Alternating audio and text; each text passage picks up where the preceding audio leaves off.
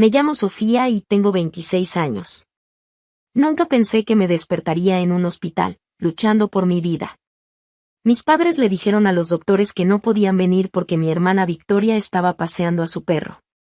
Incluso cuando el doctor les advirtió que esa noche podría ser la última para mí, nunca aparecieron. No era la primera vez que elegían a Victoria antes que a mí, pero decidí que sería la última. Déjenme contarles sobre la carta que dejé y que cambió todo. Antes de empezar, comenten desde donde me están viendo y denle like y suscríbanse si alguna vez se han sentido invisibles dentro de su propia familia.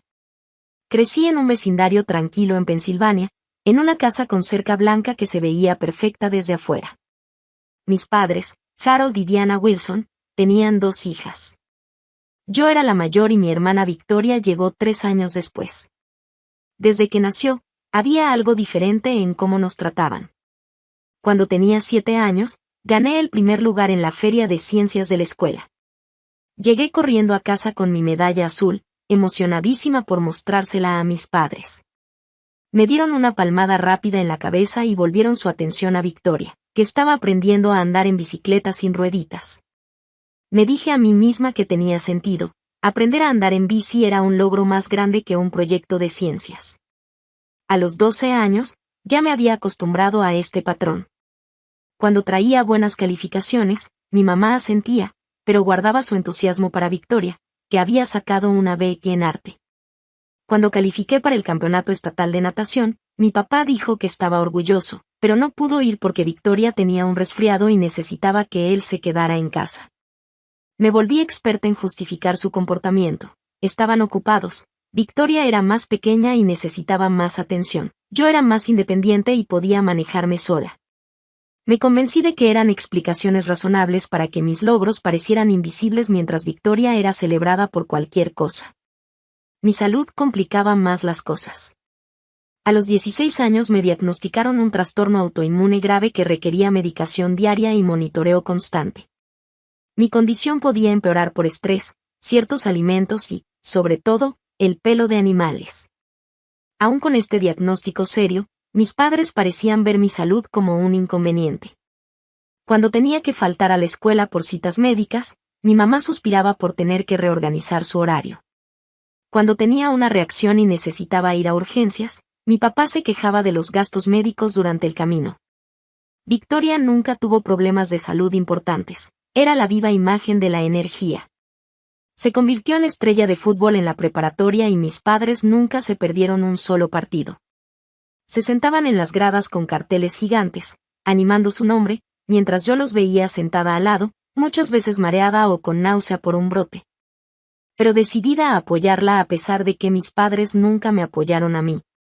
Al crecer, la diferencia en el trato se hizo aún más evidente. Cuando llegó el momento de la universidad, mis padres dijeron que solo podían ayudar económicamente a una, y como Victoria no era tan académica, ella necesitaba más apoyo. Yo trabajé en 3 empleos para pagarme la universidad mientras mantenía un promedio de 4.0. Mientras tanto, Victoria abandonó la universidad después de un semestre porque le parecía demasiado estresante, y mis padres la consolaron comprándole un carro nuevo. A pesar de todo, yo seguía esperando que algún día mis padres me vieran de verdad. Seguía intentando ganar su aprobación, su atención, su amor.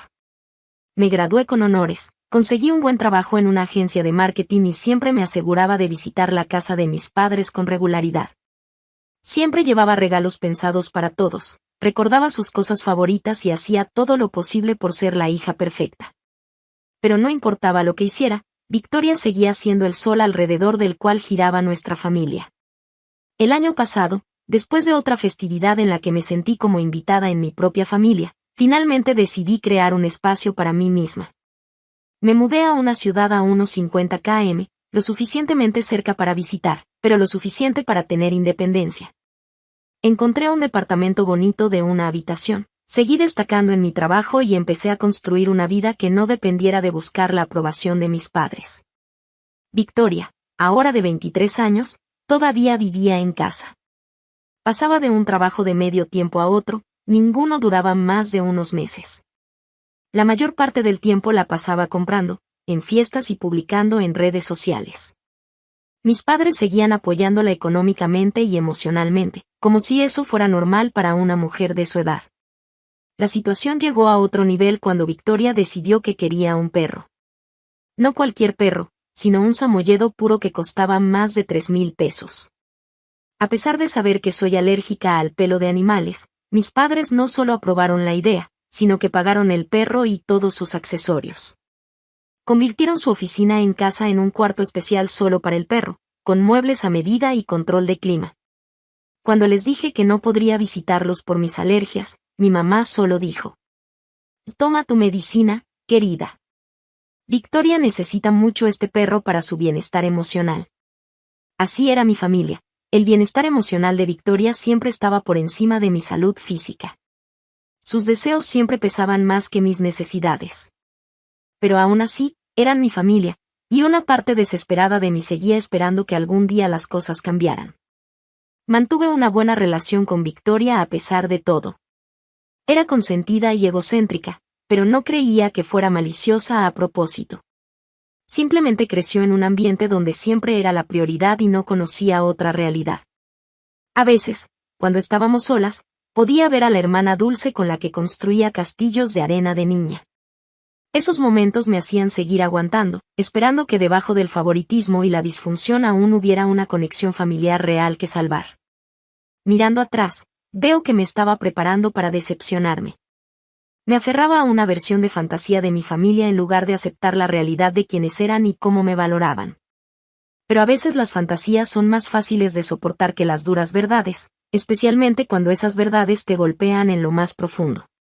Pasé 26 años tratando de ganar un amor que debería haber sido dado sin condiciones.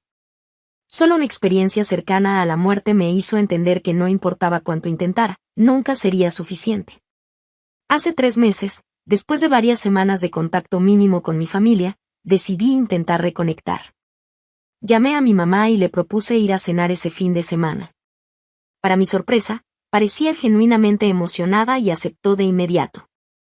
¡Qué maravilla, Sofía! Hace tanto que no te vemos. Haré tu lasaña favorita y tu papá recogerá ese cheesecake que te gusta de la pastelería del centro. Su entusiasmo despertó en mí una esperanza familiar. Tal vez si habían notado mi ausencia. Tal vez si les importaba. Pasé el resto de la semana esperando el sábado, incluso me compré una buena botella de vino para llevar y un atuendo nuevo que pensé que a mi mamá le gustaría. Conforme se acercaba el sábado, me aseguré de tomar dosis extra de mi medicina. Mi condición había estado relativamente estable últimamente, y quería mantenerla así para la cena familiar. También me preparé mentalmente, recordándome a mí misma no esperar demasiado y enfocarme en disfrutar cualquier interacción positiva en lugar de pensar en las decepciones. Cuando llegué a la casa de mis padres esa noche, mi mamá me recibió con un abrazo cálido y el delicioso olor de su lasaña casera. Por un momento, todo se sintió perfecto. Pero entonces escuché un ladrido dentro de la casa y mi corazón se hundió. ¿Está el perro de Victoria aquí?, pregunté, sintiendo ya la tensión familiar en mi pecho que precede a una reacción alérgica. Y claro, Snowball está aquí. Esta es su casa, respondió mi mamá como si fuera lo más obvio del mundo. Victoria lo trajo de su departamento esta mañana. Se queda todo el fin de semana. Ni siquiera sabía que Victoria se había mudado, pero eso era conversación para otro momento. Ahora tenía un problema más urgente. Mamá, sabes que soy alérgica grave a los perros. No puedo estar en la misma casa que Snowball por mucho tiempo, ni siquiera con medicina. Hablamos de esto cuando Victoria lo tuvo por primera vez. La expresión de mi mamá se endureció un poco. Y no podemos ponerlo afuera. Hace mucho frío y Victoria se rompería el corazón. Vas a estar bien solo esta noche, Sofía. Toma otra pastilla si es necesario. Antes de que pudiera responder, mi papá apareció en la puerta, sonriendo ampliamente. Ahí está mi chica. Entra, la cena casi está lista. Dudé, pero entré. ¿Qué otra opción tenía? Había manejado 50 kilómetros para esta cena, comprado vino y un atuendo nuevo, y tenía expectativas de pasar una buena noche familiar.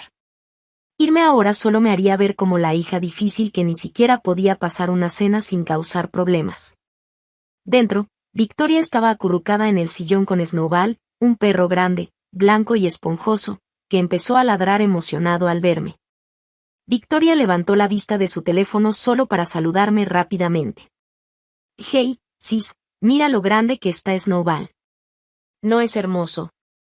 Enterró su cara en el pelaje del perro, completamente ajena a mi incomodidad. Me mantuve a distancia, respirando superficialmente. Y sí, está muy esponjoso. No sabía que estaría aquí esta noche. ¿Dónde más iba a estar?, rió Victoria. Es parte de la familia. Esas palabras dolieron más de lo que ella podía imaginar. Un perro que tenía menos de un año era familia, mientras yo, su hija de 26 años, debía arriesgar mi salud para acomodarlo. Me excusé y fui al baño, donde tomé otra dosis de mi medicina para alergias y usé mi inhalador. Me miré al espejo, viendo ya las ronchas empezar a formarse en mi cuello, y me di ánimos. Solo aguanta la cena. Mantén la paz. Solo son unas horas. Cuando regresé, nos sentamos todos a comer.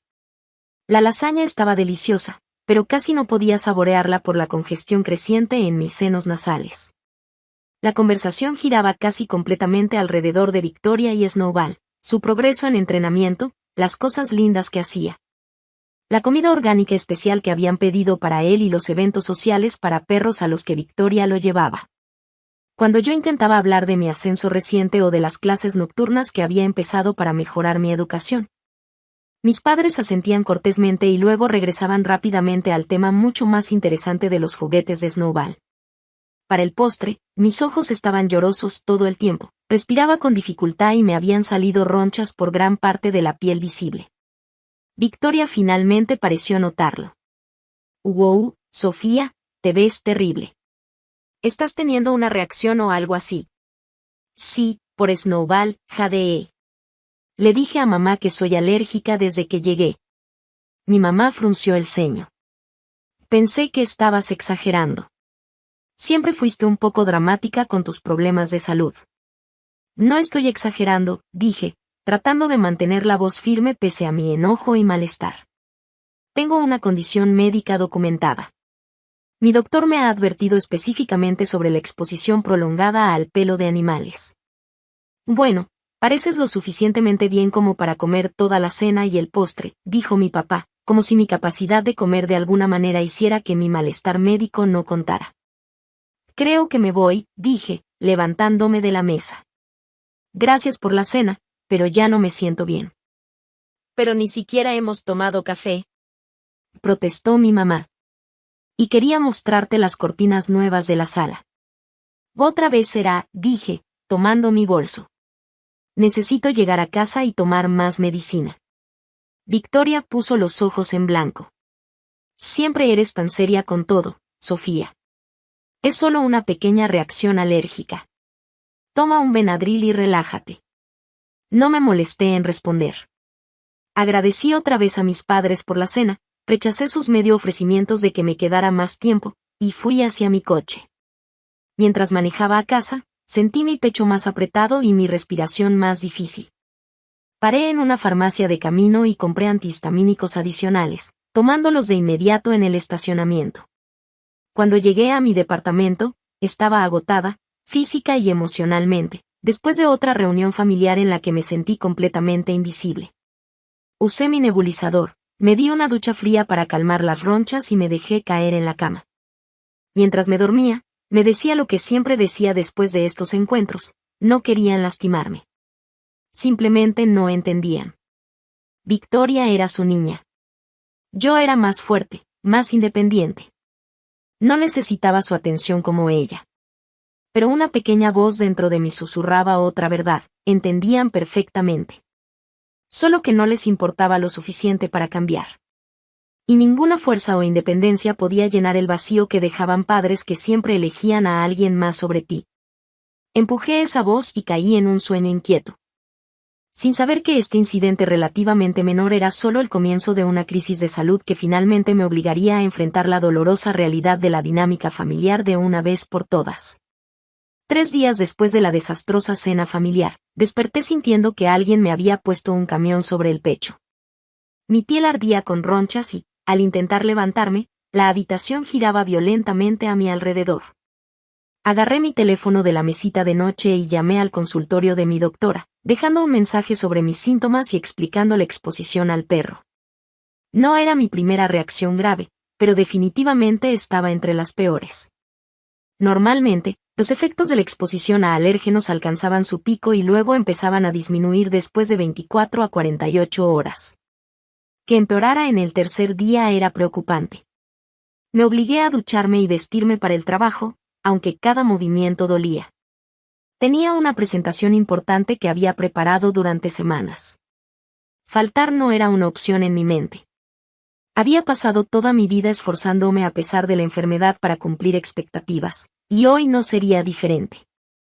Mientras manejaba al trabajo, los recuerdos de crisis de salud anteriores inundaron mi mente. Cuando tenía 17 años y tuve mi primer brote grave autoinmune, estuve hospitalizada 3 días.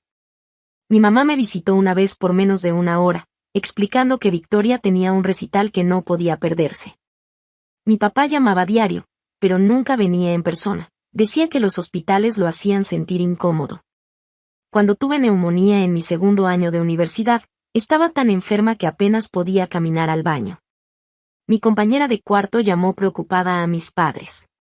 Mandaron dinero para medicinas, pero dijeron que no podían venir porque Victoria estaba pasando por una ruptura y necesitaba su apoyo emocional. Cada vez me decía a mí misma que estaba bien. Era adulta. Podía manejar estar enferma sola. No necesitaba que mamá y papá me tomaran de la mano. Pero la verdad era que estar crónicamente enferma y sin apoyo familiar era increíblemente solitario y desmoralizante. Cuando llegué a la oficina, supe que había cometido un error al venir. Mi respiración era rápida y superficial, y manchas oscuras bailaban en los bordes de mi visión. Mi colega Natalie me vio tambalearme hasta mi escritorio y de inmediato se acercó. Sofía, te ves terrible. ¿Qué está pasando? Su rostro mostraba verdadera preocupación. Reacción alérgica, logré explicar entre respiraciones entrecortadas. Me expuse a un perro en casa de mis padres. Pensé que podría aguantar. Natalie frunció el ceño. Necesitas ver a un doctor ahora mismo. Esto se ve serio. Tengo una presentación, protesté débilmente. Yo cubriré tu presentación, insistió. Tu salud es más importante que cualquier reunión de trabajo. ¿Necesitas que te lleve a urgencias? Negué con la cabeza, conmovida por su preocupación, pero todavía renuente a admitir lo mal que me sentía. Llamaré a mi doctora de nuevo. Si dice que debo ir, pediré un Uber. Natalie se mostró escéptica, pero volvió a su escritorio después de obtener la promesa de que la mantendría informada. Llamé otra vez al consultorio de mi doctora y me comunicaron con la enfermera. Después de describir mis síntomas, me dijo sin rodeos que debía ir a urgencias de inmediato. Y esto podría convertirse en anafilaxia, explicó. Con tu historial, no podemos arriesgarnos. Necesitas atención ahora mismo. Colgué y me quedé sentada un momento pensando en mis opciones. Parte de mí quería quedarse para la presentación, para demostrar que podía con todo. Pero otra parte, la racional que tantas veces había sido silenciada, sabía que esto era serio. Recogí mis cosas y me acerqué al escritorio de Natalie. La enfermera dice que debo ir a urgencias. ¿Podrías avisarle a Brian que no llegaré a la presentación? Claro, dijo, tomando su bolso. Te llevo yo. No deberías estar sola ahora. Intenté protestar, pero fue insistente. Y, honestamente, me sentí aliviada. Durante la mañana mi condición había empeorado, y el miedo crecía dentro de mí. Algo estaba muy mal, y la idea de enfrentarlo sola era aterradora. Mientras Natalie me llevaba al hospital, decidí llamar a mis padres. A pesar de todo, eran mi familia, y una pequeña parte de mí aún esperaba que en una verdadera emergencia estuvieran ahí. La llamada se fue al buzón de voz. Dejé un mensaje breve explicando que tenía una reacción severa y que iba al hospital. Traté de mantener la voz firme, sin sonar dramática, pero esperando que comprendieran la gravedad. Luego intenté llamar a Victoria, pensando que tal vez podría avisar a nuestros padres si ellos no contestaban. «Hola, ¿qué pasa?», respondió, con el sonido de su perro ladrando fuerte de fondo. «Victoria, estoy teniendo una reacción muy grave», expliqué, con la voz cada vez más débil. «Voy al hospital. No puedo localizar a mamá ni a papá». «¿Podrías avisarles?». «Oh, qué mal», dijo, distraída. «Snowball, para». «Lo siento, está tratando de comerse mis zapatos». «Sí, les diré cuando los vea». Nos llevan a Snowball y a mí al parque nuevo para perros hoy.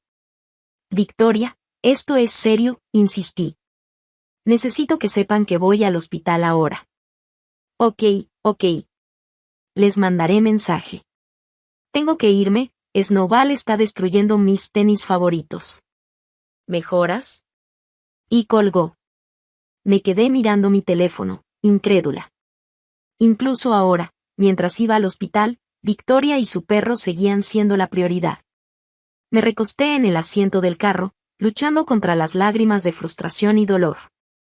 ¿Familia?, preguntó Natalie con simpatía.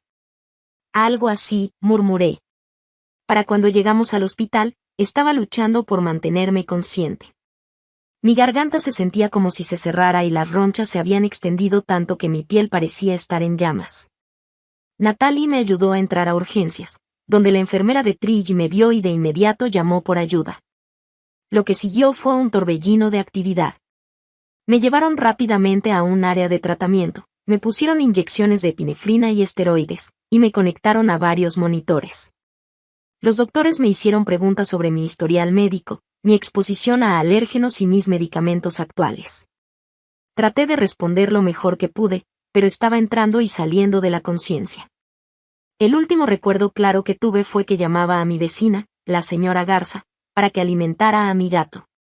Ella era una mujer mayor que vivía al lado y no tenía conexión con el hospital, pero en mi estado confuso me preocupaba dejar a mi mascota sola. Luego, la oscuridad me reclamó por completo. Más tarde supe que, mientras mi condición empeoraba, el personal del hospital había hecho varios intentos de contactar a mis padres. Finalmente lograron hablar con ellos alrededor de las 6 de la tarde, unas 4 horas después de que me habían admitido. Según me contó una enfermera que estaba presente, la conversación fue más o menos así. Señor y señora Wilson, habla el Hospital Mercy General. Su hija Sofía ha sido ingresada con una reacción anafiláctica severa. Su condición es crítica y les recomendamos que vengan de inmediato. Y no podemos venir esta noche, había respondido aparentemente mi papá. Nuestra otra hija está paseando a su perro en ese parque nuevo y tenemos que recogerla después. Señor, no creo que entienda. Su hija está en condición crítica. Los doctores hacen todo lo posible, pero sus órganos ya muestran signos de estrés. Esta noche podría ser su última noche. Realmente deberían estar aquí. Hubo una pausa antes de que hablara mi mamá. No podemos dejar a Victoria sola con su perro. Seguramente Sofía se estabilizará pronto. Podemos ir mañana si todavía sigue ahí. La enfermera, visiblemente impactada, apenas pudo responder. Haré una nota en su expediente de que fueron informados de su condición, dijo finalmente antes de colgar. Mientras yo pasaba por distintos estados de conciencia, percibía vagamente voces alrededor, el pitido de las máquinas y manos que me cuidaban con delicadeza. En un momento abrí los ojos y vi a una enfermera sosteniéndome la mano. Era mayor, con ojos amables y canas asomando por su gorro. Aguanta, cariño, dijo suavemente. Me quedo aquí contigo. Le apreté la mano débilmente, agradecida por la compasión de esta desconocida, mientras mi propia familia me había abandonado de nuevo. Durante toda la noche, mi condición se mantuvo crítica. Mi cuerpo estaba prácticamente en guerra consigo mismo, mi sistema inmunológico sobreactivo atacando mis propios tejidos por la exposición prolongada al alérgeno. El equipo médico trabajó incansablemente, ajustando medicación y monitoreando mis signos vitales. Al amanecer, me había estabilizado un poco, aunque seguía en cuidados intensivos.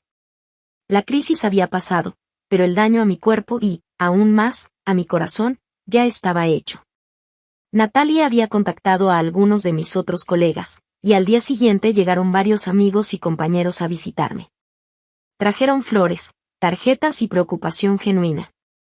Personas con las que me cruzaba todos los días pero que nunca consideré amigos cercanos, se sentaron conmigo, compartiendo historias y animándome. Ni una sola vez llamaron mis padres para preguntar cómo estaba. Ni una sola vez escribió Victoria para ver si seguía viva. Al darme cuenta de su ausencia, algo dentro de mí finalmente se rompió, la fantasía a la que me aferré durante 26 años, la esperanza de que mi familia realmente me quería, se desmoronó por completo. En su lugar creció una extraña claridad. Por primera vez, vi a mi familia tal como era, no como yo quería que fueran. Y con esa claridad surgió el inicio de un plan, la carta que cambiaría todo. Las primeras 72 horas en el hospital son un borrón en mi memoria. Tengo flashes de conciencia, la sensación fría de la medicina entrando en mis venas por la vía, el pitido constante de los monitores. El chirrido de los zapatos de las enfermeras en el piso de linóleo y la sensación persistente de estar ahogándome, aunque tuviera la máscara de oxígeno. Lo que recuerdo con total claridad es el momento en que recuperé la conciencia por completo y me di cuenta de que nadie de mi familia estaba allí. Abrí los ojos al techo blanco y estéril de la unidad de cuidados intensivos y giré la cabeza, esperando en vano ver a mi mamá en la silla junto a la cama. En su lugar, había una joven enfermera revisando mis signos vitales. Bienvenida de vuelta, dijo con una cálida sonrisa al notar que estaba despierta. Nos diste un buen susto. ¿Y mis padres? Pregunté con la voz ronca y dolorida. Su sonrisa se apagó un poco. No creo que hayan venido todavía. ¿Quieres que intente llamarles otra vez? Preguntó la enfermera. Fue en ese momento cuando me golpeó toda la realidad. Casi había muerto y mis padres habían decidido no venir porque Victoria necesitaba ayuda con su perro. Sabía que la preferían, pero una parte de mí siempre había creído que, en una situación de vida o muerte, también estarían allí para mí. Esa creencia era el último hilo que sostenía mi imagen de nosotros como una familia de verdad. Ahora ese hilo se había roto. No, dije después de un largo momento. No los llames. La enfermera, que se llamaba Elle según su gafete, parecía entender algo de lo que sentía. Me dio una suave palmadita en la mano. Has tenido otras visitas, dijo. Una mujer llamada Natalie ha estado aquí todos los días y varios otros amigos han pasado a verte. Se han preocupado mucho por ti. Sentí lágrimas deslizarse por mis mejillas. Colegas y amigos casuales habían mostrado más cuidado por mí que mis propios padres. El contraste era doloroso y a la vez revelador. Durante ese día, mientras mi condición se estabilizaba lo suficiente para mantenerme consciente más tiempo, aprendí más sobre lo que había pasado. La doctora Rivera, especialista en inmunología, vino a explicarme la gravedad de lo que mi cuerpo había pasado. Tuviste una reacción anafiláctica bifásica particularmente severa, explicó. La primera exposición al alérgeno desencadenó la primera fase, luego tu cuerpo pareció recuperarse un poco antes de entrar en una segunda fase mucho más grave. Por eso te sentiste peor días después, en vez de inmediatamente. ¿Podría haber muerto? Pregunté, necesitando escuchar la verdad. La doctora Rivera me miró directamente a los ojos. Sí, Sofía. Sin intervención médica inmediata, este tipo de reacción puede ser fatal. El hecho de que tus síntomas empeoraran durante varios días, en vez de horas, lo hace aún más peligroso, porque muchas personas no buscarían ayuda hasta que los órganos ya estuvieran comprometidos. Me explicó que necesitaría quedarme en el hospital al menos otra semana mientras monitoreaban mi recuperación y ajustaban mi medicación. La exposición prolongada al perro había provocado una respuesta tan severa que todo mi plan de tratamiento necesitaba ser reconsiderado. A medida que avanzaba el día, más piezas del rompecabezas se fueron armando. Natalie me visitó durante su descanso de comida y me contó lo que había pasado después de que perdí la conciencia. El personal de urgencias llamó a tus padres varias veces, dijo, con una mezcla de enojo e incredulidad en su rostro. Yo todavía estaba ahí para la primera llamada. No podía creer lo que estaba escuchando. La doctora literalmente les dijo, podrías no sobrevivir la noche, y ellos respondieron que no podían venir porque Victoria necesitaba ayuda con su perro. Casi agarré el teléfono para gritarles yo misma. Natalie continuó, me quedé en el hospital hasta tarde esa noche. Solo me fui cuando las enfermeras me aseguraron que ya te habías estabilizado. Regresé a la mañana siguiente antes del trabajo y he estado revisando cómo estabas todos los días desde entonces. Otros colegas organizaron un turno para que alguien te visitara al menos una vez al día. Todos pusimos dinero para las flores, dijo, señalando un hermoso arreglo junto a mi cama. Y Brian me dijo que te dijera que no te preocuparas por la presentación. La reprogramó para cuando estés de regreso. Me sentí abrumada por su amabilidad. Estas personas, que no tenían obligación alguna conmigo más allá de la cortesía profesional, se habían preocupado y apoyado de maneras que mi familia nunca había hecho. Al acercarse la noche, ella volvió a revisarme. Tenía una expresión extraña en el rostro. Tus padres llamaron a la enfermería, dijo con vacilación. Quisieron saber cómo estás y dijeron que tal vez vendrán mañana. Tal vez, repetí la palabra con un sabor amargo en la boca. Puedo asegurarme de que estén al tanto de tu condición si prefieres no verlos, ofreció. Y entonces me di cuenta de que había captado mi angustia. Me quedé en silencio por un largo momento, procesando todas las emociones que me revolvían por dentro. Ira, dolor, decepción, pero, extrañamente, también un sentimiento creciente de determinación. Por primera vez en mi vida, estaba viendo mi relación con mis padres con total claridad, sin la esperanza desesperada ni las excusas que siempre me había hecho por ellos. Si vienen, dije finalmente, no quiero verlos todavía. Por favor, díganles que estoy descansando y no puedo recibir visitas. Ella asintió, sus ojos reflejando comprensión. Por supuesto. Esa noche, mientras yacía despierta escuchando los sonidos rítmicos del hospital, tomé una decisión. Usaría este tiempo, esta pausa forzada en mi vida, para finalmente enfrentar la dinámica tóxica que había marcado mi existencia durante 26 años. Escribiría una carta, una comunicación final a mis padres, exponiendo la verdad sobre nuestra relación y estableciendo los límites que debía haber puesto hace mucho. A la mañana siguiente, le pedí a ella papel y un bolígrafo. Ella me los trajo sin cuestionar, junto con un pequeño escritorio portátil que podía usar en la cama. Mientras mi fuerza regresaba poco a poco durante los siguientes días, trabajé en la carta, vertiendo décadas de dolor, decepción y finalmente mi decisión de priorizar mi propio bienestar.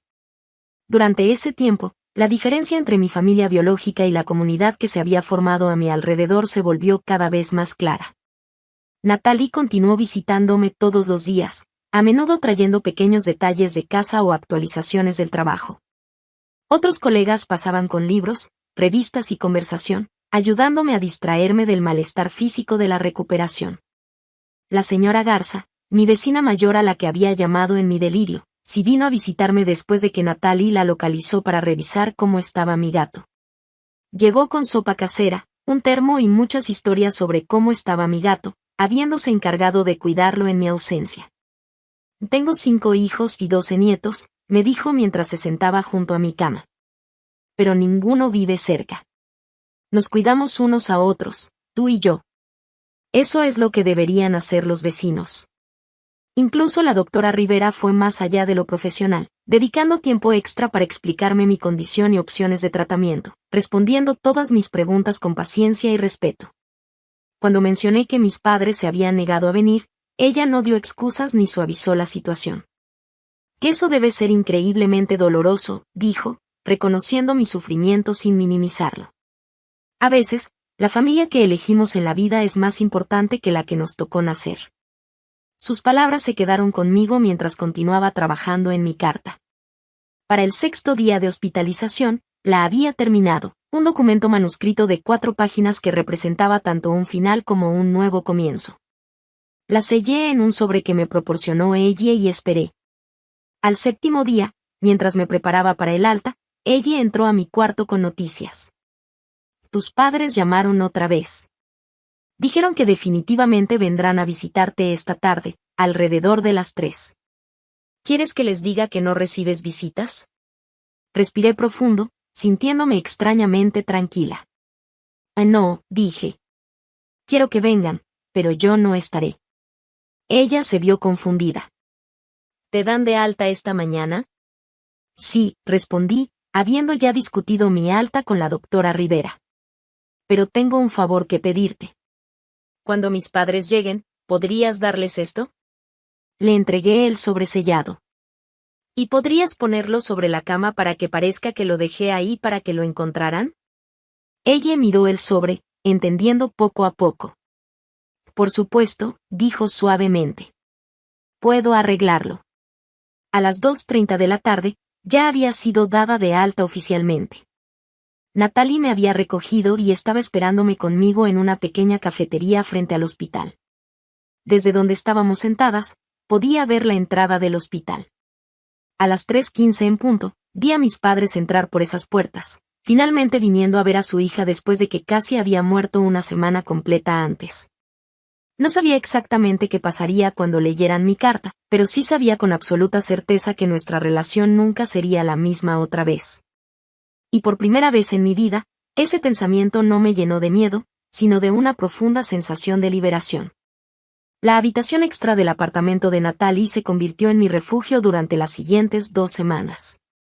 Su apartamento estaba en el tercer piso de un edificio sin mascotas, con grandes ventanas que dejaban entrar mucha luz natural.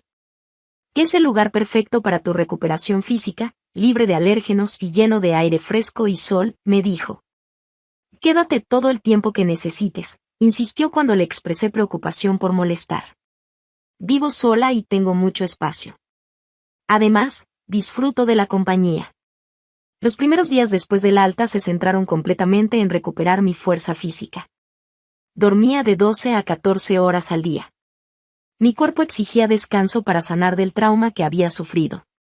La doctora Rivera me había recetado un nuevo régimen de medicamentos que requería monitoreo cuidadoso.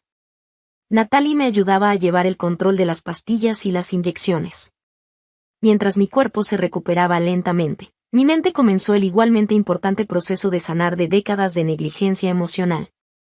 La carta que había dejado a mis padres fue un momento decisivo, una línea clara entre la persona que había estado desesperada por su aprobación y la persona que estaba convirtiéndome.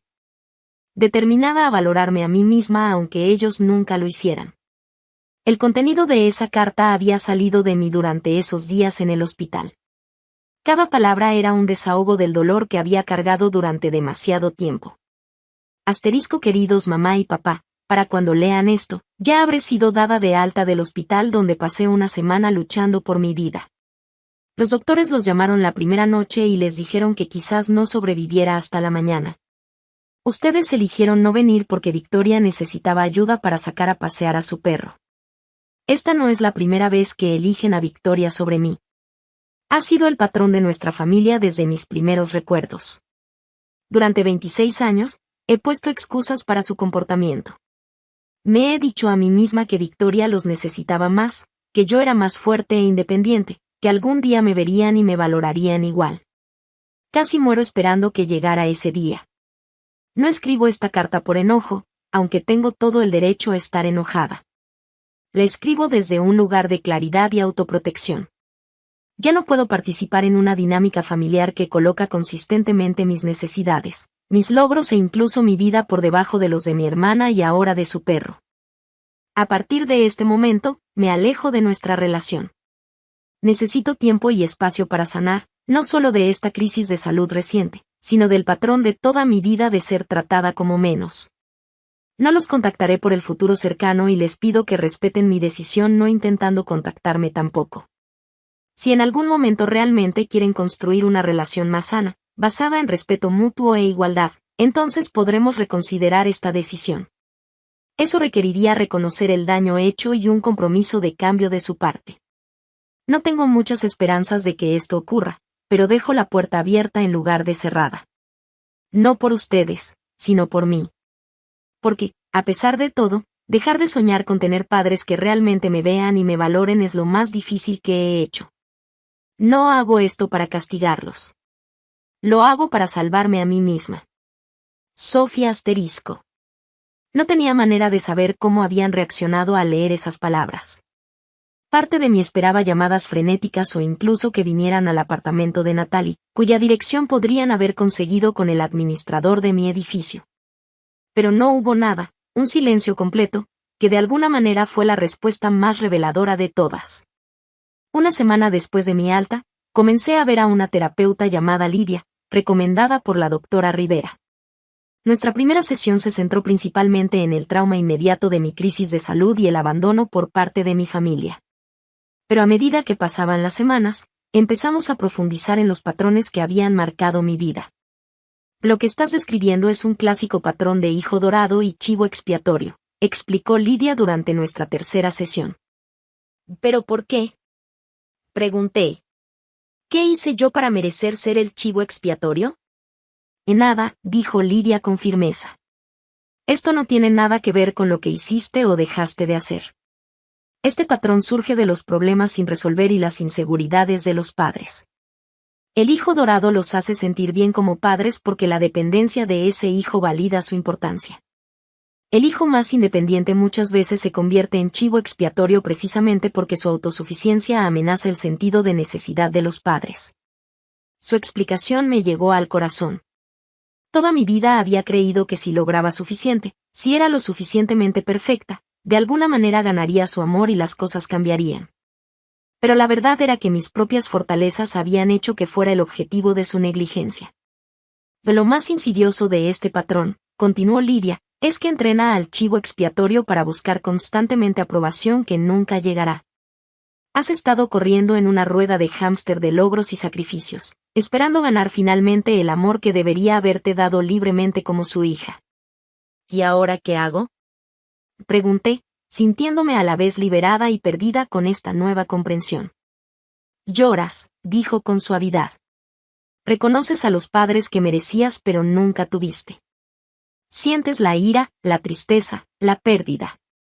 Y luego, poco a poco, construyes una vida basada en tus propios valores en lugar de la desesperada esperanza de ser finalmente vista por personas que han demostrado que no son capaces de verte de verdad. Esas sesiones con Lidia se convirtieron en la base de mi proceso de sanación. Por primera vez, me permití sentir todo el rango de emociones sobre mi familia sin descartarlas de inmediato ni buscar excusas. Lloré por la niña que traía logros tras logros a casa solo para ser ignorada. Me enojé con los padres que eligieron a un perro sobre la vida de su hija. Lloré a la familia que siempre había querido pero que nunca tuve de verdad. Junto con este trabajo emocional, comencé el proceso práctico de reconstruir mi vida. 2 semanas después de salir del hospital, me sentí lo suficientemente fuerte para volver a mi propio apartamento. La señora Garza me dio la bienvenida con otro recipiente de sopa casera y noticias sobre mi gato, que aparentemente había decidido que su departamento era una segunda residencia aceptable. Sigue viniendo a visitarme todas las tardes, dijo riendo. Creo que ha decidido que ahora somos familia. El uso casual de la palabra familia me hizo sonreír. Quizá la familia no se define por sangre o lazos legales, sino por quienes aparecen cuando más importa. Al volver a mi apartamento, hice varios cambios importantes. Invertí en purificadores de aire de alta calidad para cada habitación para reducir el riesgo de exposición a alérgenos. Actualicé mis contactos de emergencia, eliminando a mis padres y agregando a Natalie. Y, después de pedirle permiso a la señora Garza, incluso cambié mi directiva médica avanzada para indicar específicamente que mis padres no debían ser consultados si yo quedaba incapacitada. 3 semanas después de mi alta, me sentí lista para volver al trabajo. Mis colegas me recibieron con calidez genuina, y Brian, mi supervisor, me aseguró que mi puesto había estado seguro durante mi ausencia. Tómatelo con calma esta primera semana, me aconsejó. Tu salud es lo primero. El trabajo seguirá aquí. Su consideración, tan diferente de lo que había experimentado con mi familia, reforzó mi creciente comprensión de que el respeto y el cuidado deberían ser normales, no excepcionales, en las relaciones. Durante todo este tiempo, mantuve mi silencio con mis padres. Victoria había enviado un mensaje casual: hola, ¿cómo te sientes?, como si hubiera tenido un resfriado menor en lugar de una emergencia médica que casi me cuesta la vida.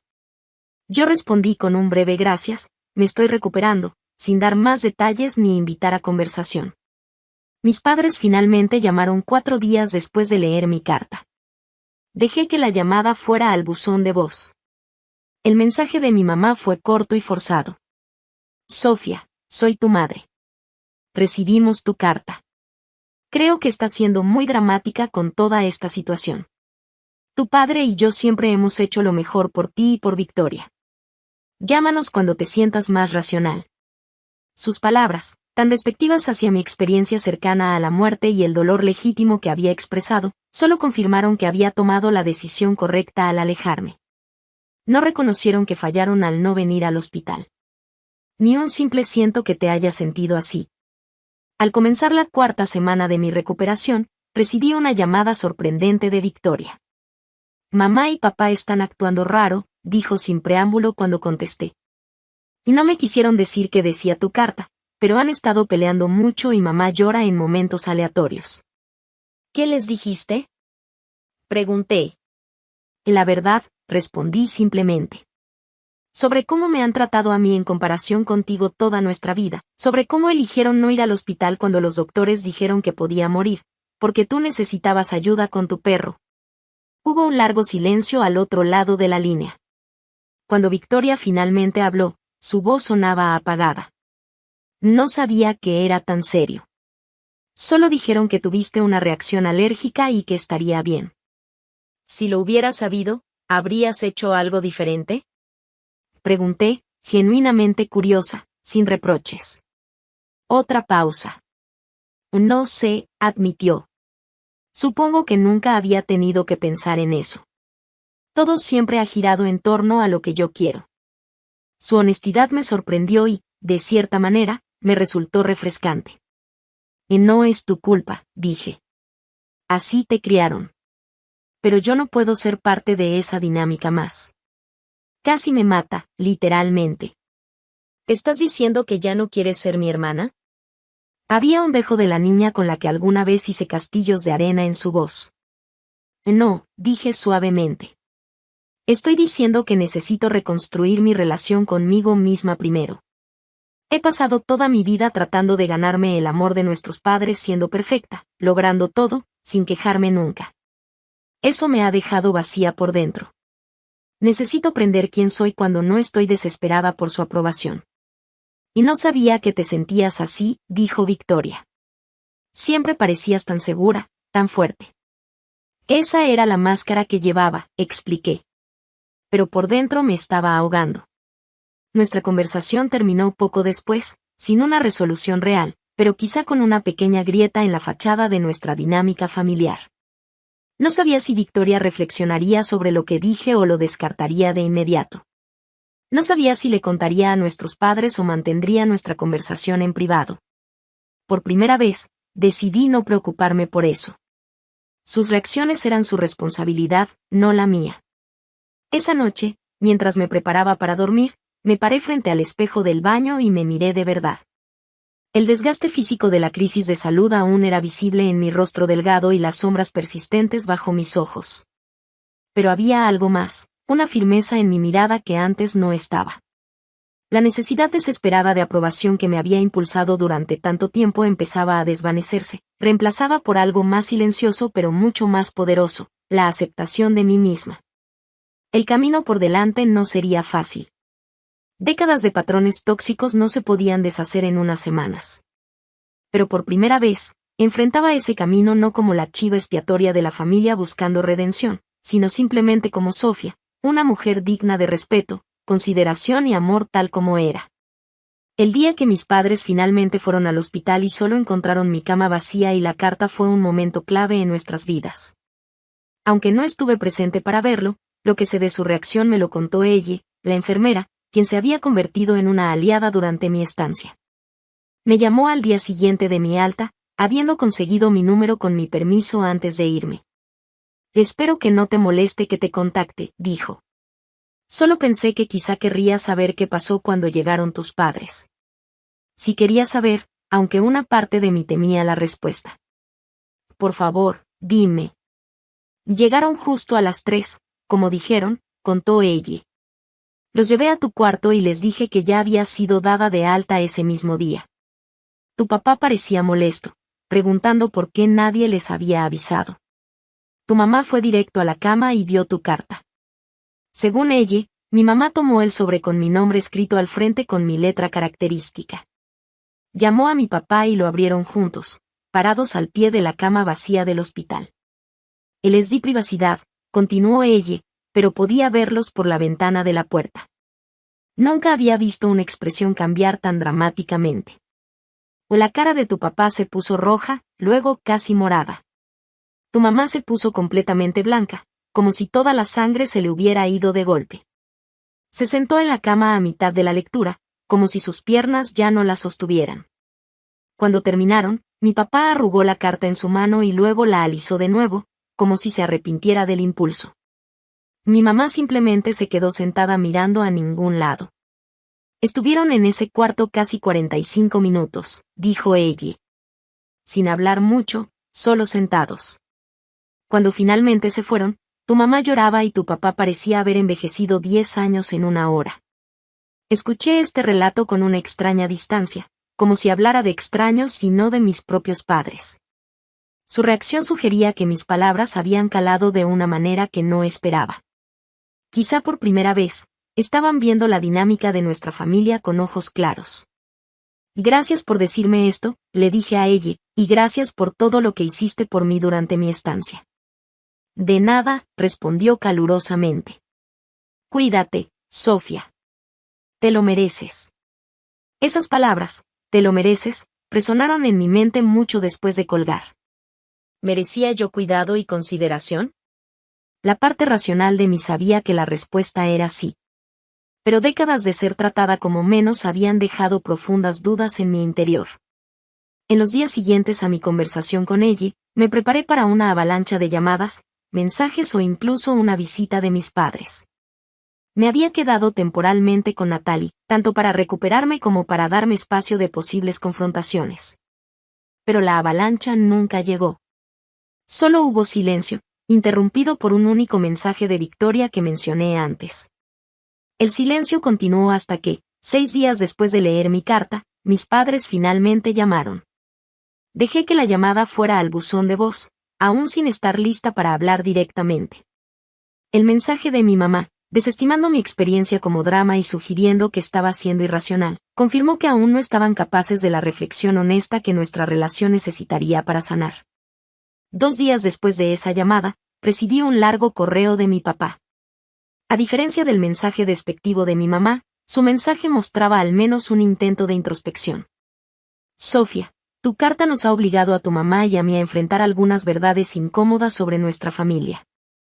Aunque no estoy de acuerdo con todo lo que escribiste, no puedo negar que no siempre hemos sido tan atentos a tus necesidades como deberíamos. La noche que llamaron del hospital, realmente no entendimos la gravedad de la situación. Estamos tan acostumbrados a que manejes todo por tu cuenta que asumimos que esto no sería diferente. Ese fue nuestro error y lo siento. Y sin embargo, creo que estás siendo injusta al caracterizar toda nuestra relación. Siempre nos hemos sentido orgullosos de tus logros e independencia. Tal vez no lo demostramos de la manera que necesitabas, pero eso no significa que no lo sintiéramos.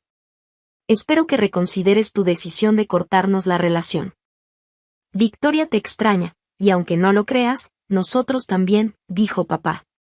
Sus palabras mostraban un comienzo de conciencia, pero estaban lejos de un verdadero entendimiento. La parte donde dice que se siente orgulloso de mis logros, sin reconocer que nunca se molestaron en ir a mis graduaciones, presentaciones u otros eventos importantes, decía mucho por sí sola.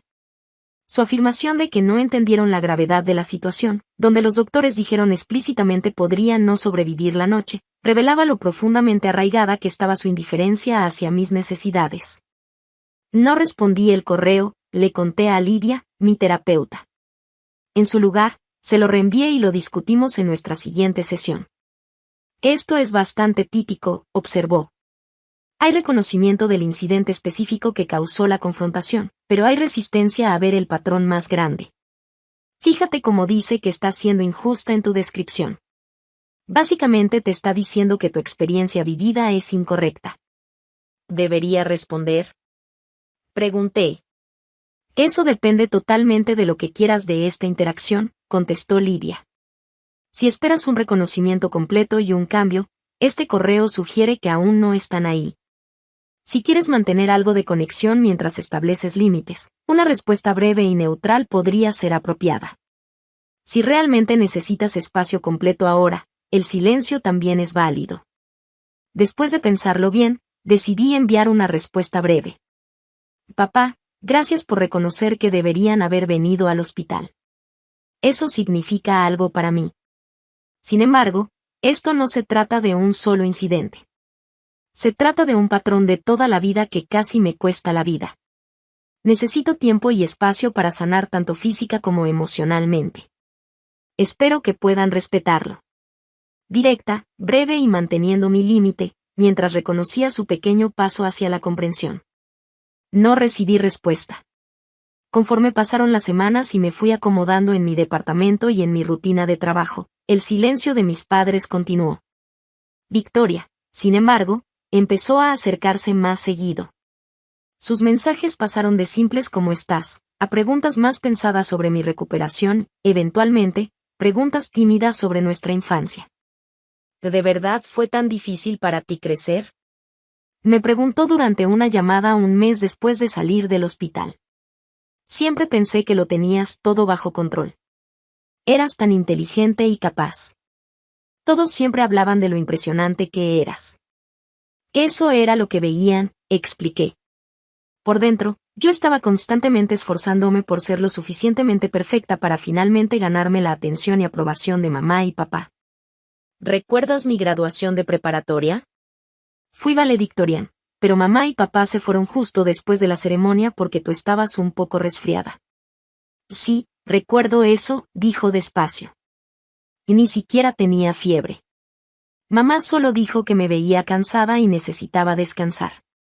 Y mi graduación de la universidad, la dejaron pasar por completo porque tenías una cita esa noche y necesitabas ayuda eligiendo tu atuendo. Me lo había olvidado, admitió con voz baja. Cuando lo pones todo junto, sí suena muy mal. Estas conversaciones con Victoria eran complicadas. Por un lado, ella también era producto de nuestro sistema familiar disfuncional, solo que con un rol diferente. Por otro lado, ella se había beneficiado de ese sistema a mi costa toda la vida. Traté de ser honesta sobre mi experiencia, pero también entendiendo que su despertar a la realidad de nuestra familia sería un proceso doloroso. 6 semanas después de mi alta hospitalaria, cuando ya estaba completamente de regreso en el trabajo y adaptándome a mi nueva normalidad, finalmente ocurrió la confrontación que tanto esperaba y temía. Mis padres aparecieron en mi departamento un sábado por la tarde sin avisar. Los vi por la mirilla y pensé en no abrir. Pero después de tomar un respiro profundo y centrarme, decidí enfrentarlos directamente. Abrí la puerta, pero no los invité a entrar. Sofía, dijo mi mamá, con la voz un poco temblorosa. ¿Te ves bien? ¿Qué hacen aquí? Pregunté, manteniendo un tono neutral. Si necesitamos hablar, dijo mi papá. Esto ya ha durado demasiado. No puedes simplemente cortar a tu familia de tu vida por un malentendido. La forma en que minimizaron mi experiencia cerca de la muerte como un malentendido me hizo sentir una oleada de enojo, pero mantuve mi expresión tranquila. Ahora no es un buen momento. Si quieren hablar, necesitan llamar primero y respetar mis límites. ¿Límites? Repitió mi mamá, como si el concepto le fuera ajeno. Somos tus padres. No necesitamos permiso para ver a nuestra propia hija. Y en realidad, si lo necesitan, dije firme. Eso es exactamente lo que es un límite. Pedí espacio en mi carta y presentarse sin avisar a mi casa es faltarle al respeto a esa solicitud. Esto es ridículo, resopló mi papá. Victoria dice que le has estado llenando la cabeza con todo tipo de acusaciones sobre que somos malos padres. Hemos hecho todo por ustedes, las niñas. Solo le he dicho a Victoria la verdad sobre mi experiencia, respondí. Si eso choca con la historia que ustedes se han contado sobre nuestra familia, eso es algo que tienen que examinar ustedes. El rostro de mi mamá se arrugó. ¿Cómo puedes ser tan fría? ¿Sabes cuánto nos has lastimado con todo esto? Sentí cómo empezaba a subir ese sentimiento familiar de culpa, el hábito de toda la vida de asumir la responsabilidad de sus sentimientos, pero lo empujé hacia abajo. Y casi me muero, mamá, sola en un hospital porque ustedes eligieron el perro de Victoria antes que venir conmigo. No soy responsable de cómo se sienten respecto a esa realidad. Ellos siguieron insistiendo, usando todas las tácticas que antes funcionaban, culpa, obligación, minimizar mi experiencia, apelar a la lealtad familiar. Pero algo había cambiado fundamentalmente en mí. La necesidad desesperada de su aprobación que me había impulsado tanto tiempo había sido reemplazada por un entendimiento claro de mi propio valor y del trato que merezco. Después de 15 minutos de conversación circular que no llegaba a ningún lado, finalmente dije: voy a cerrar la puerta ahora. Por favor, no regresen sin avisar. Si quieren hablar, llamen o manden un correo primero y respeten mi respuesta si digo que no estoy lista. Y esto no se ha acabado, dijo mi papá mientras yo empezaba a cerrar la puerta. Tienen razón, contesté. Esto es solo el comienzo de que yo me valore lo suficiente para poner límites saludables. Adiós. Cerré la puerta y me recargué en ella, con el corazón acelerado, pero con la decisión firme. Por primera vez en mi vida, me planté frente a mis padres sin ser consumida por la culpa ni por la desesperada esperanza de finalmente ganarme su aprobación. Fue aterrador y liberador al mismo tiempo. Esa tarde recibí un mensaje de Victoria. Mamá y papá llegaron muy molestos. Papá sigue diciendo que has cambiado. Mamá está llorando en su cuarto. ¿Qué pasó? Respondí simplemente.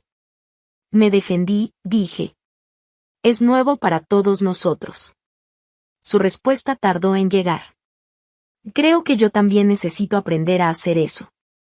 Esas palabras tan inesperadas me dieron la primera esperanza real de que algo positivo podría surgir de este doloroso cambio. No una reconciliación fantasiosa donde mis padres se convirtieran de repente en las personas amorosas y comprensivas que siempre había deseado, sino quizá una relación más saludable con mi hermana y nuevos patrones para las dos de aquí en adelante. La carta que dejé en aquel hospital vacío se había cambiado todo. No por transformar mágicamente a mis padres, sino por finalmente darme permiso de transformarme a mí misma.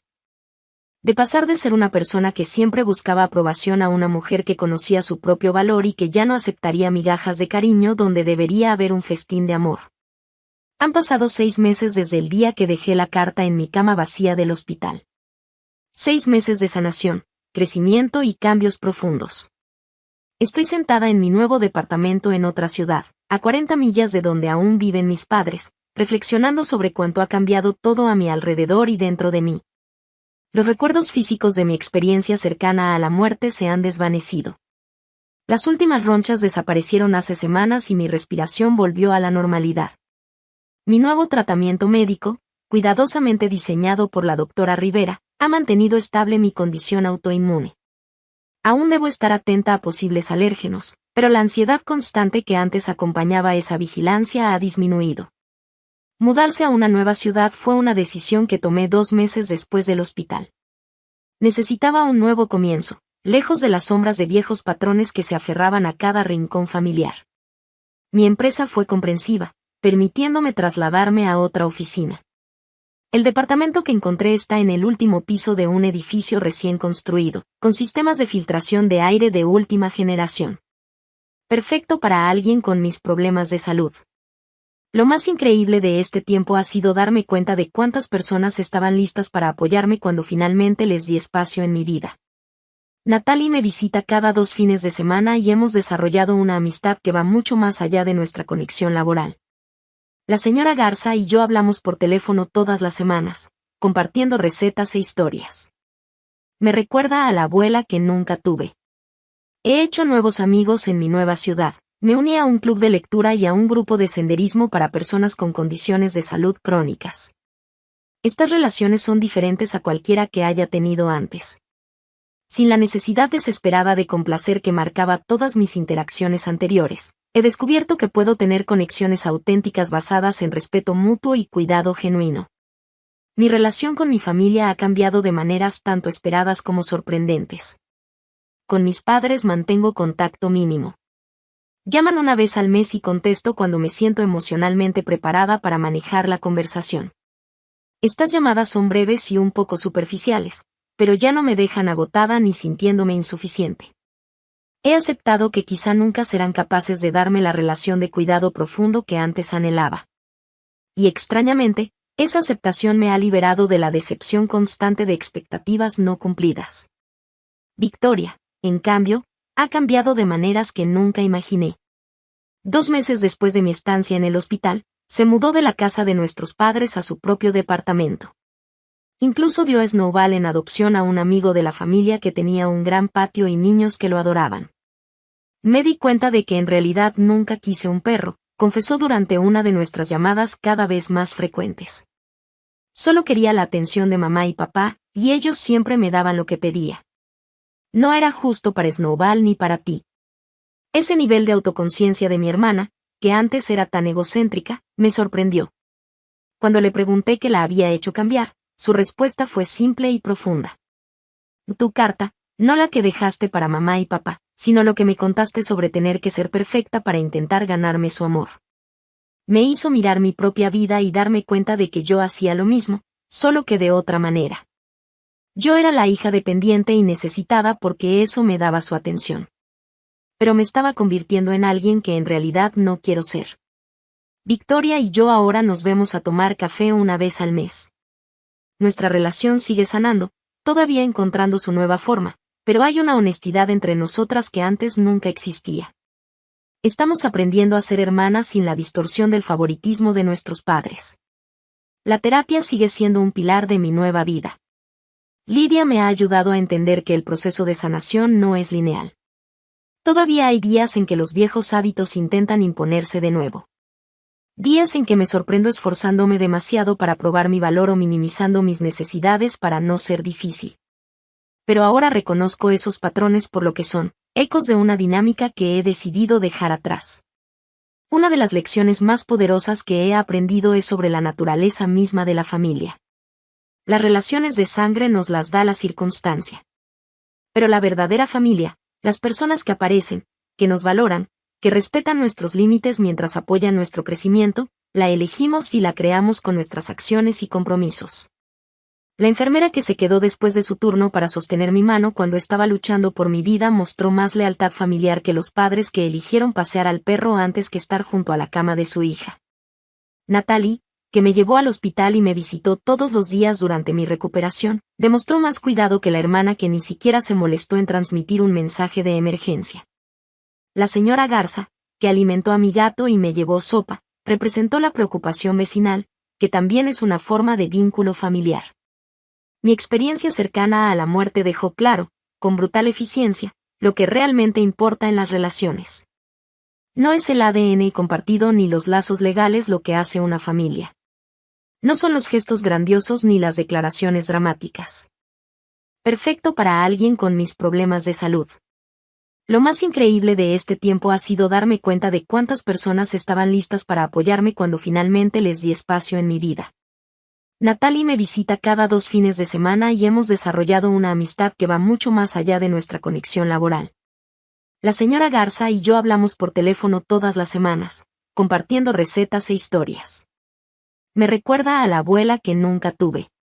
He hecho nuevos amigos en mi nueva ciudad. Me uní a un club de lectura y a un grupo de senderismo para personas con condiciones de salud crónicas. Estas relaciones son diferentes a cualquiera que haya tenido antes. Sin la necesidad desesperada de complacer que marcaba todas mis interacciones anteriores, he descubierto que puedo tener conexiones auténticas basadas en respeto mutuo y cuidado genuino. Mi relación con mi familia ha cambiado de maneras tanto esperadas como sorprendentes. Con mis padres mantengo contacto mínimo.